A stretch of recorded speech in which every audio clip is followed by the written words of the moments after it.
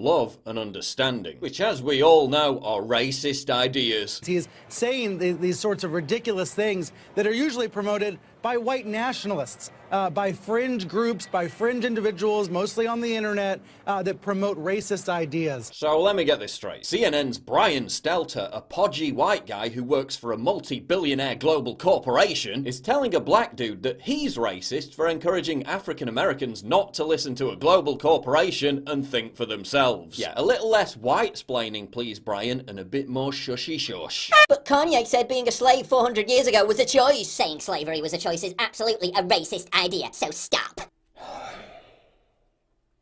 Have any of you been paying attention for like 5 minutes? Kanye was talking about mindset. The victimhood of slavery mindset that black people living today are told to wallow in. He wasn't talking about slaves having a choice 400 years ago. Anyone who's been following his tweets and interviews knows this. Why do you think Kanye resonated with Candace Owens? What's Candace Owens' message? That black people shouldn't remain mired in the victimhood mentality of slavery. I don't know why people like being oppressed. It's the weirdest thing I've ever heard. I love oppression. We're oppressed. 400 years of slavery, Jim Crow, which, by the way, none of you guys lived through. Again, Kanye is talking about African Americans living now, not slaves living hundreds of years ago. I mean, what kind of stupidity can we expect to encounter next? That Kanye is a Russian agent? Oh, look at this idiot. While you are making music and being an artist and living the life that you've earned by being a genius, the rest of us in society have to deal with these threats to our lives. So whiny Mr. TMZ staffer says Donald Trump is a threat to his life. Give me a break. You're living a life infinitely more privileged than the vast majority of people, especially black people, on the planet. You want to know the biggest threat to black people's lives? Yeah, it's black-on-black violence. Oh, but you're way more outraged over a frigging MAGA hat and a few tweets. Conservatives, Trump supporters, and free thinkers,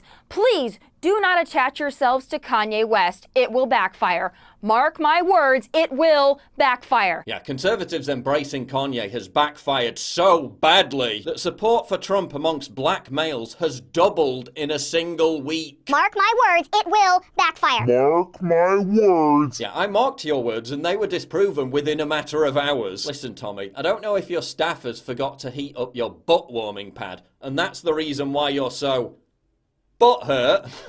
But jealousy's never a good look. Then we have little Ben Shapiro, the never-Trumper who tried to sabotage Trump's campaign by white-knighting for Michelle Field's made-up story about being assaulted by Corey Lewandowski with his incessantly annoying boundary policing, ordering other conservatives around as to whose show they can and can't appear on. Boundary policing used to be called having some standards. Really, Ben? So let me get this straight. According to your logic, appearing on a network means you must simultaneously endorse the every viewpoint of the host. Well, what do we have here? It just demonstrates the right's desperation to be taken seriously in the sphere of pop culture. So if all this is just a pointless joke, why are you so butthurt about Candace appearing on InfoWars? Who elected you leader of the thought police?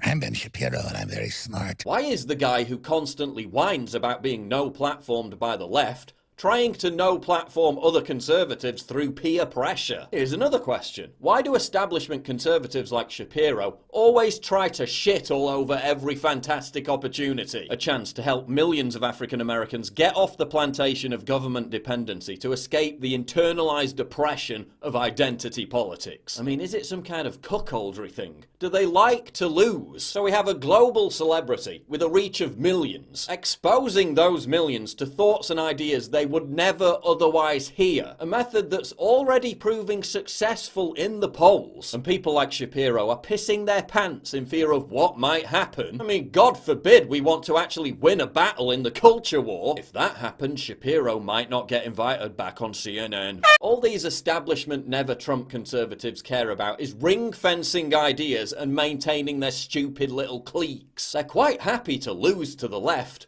over and over again, so long as they can keep their crappy National Review columns. No, bitches, your time's up. You're the past. We're the future. But let's move past the squabbling and get real here. This isn't even a left or right issue. Kanye has also endorsed gun control activist and leftist darling Emma Gonzalez. It's not a left or right issue, it's an authenticity issue. This is about the high priests of pop culture panicking about one of their own going off the reservation and expressing independent thought. This is about Kanye becoming the embodiment of the threat of a good example. This is about them freaking out over Kanye encouraging other celebrities to express free thought and to reject the same tired old cliches and insipid platitudes. Reject the very thing that has made celebrities and pop culture relentlessly boring and predictable for the past 2 decades. The legacy media and establishment commentators on both left and right are also panicking because their entire business model of partisan bickering is directly threatened by Kanye's message of unity and understanding. Their entire narrative of demonizing anyone who fails to fall into their viciously controlled political paradigm is at risk. The message is about freedom of thought. It's about liberating oneself from the fear of how the mob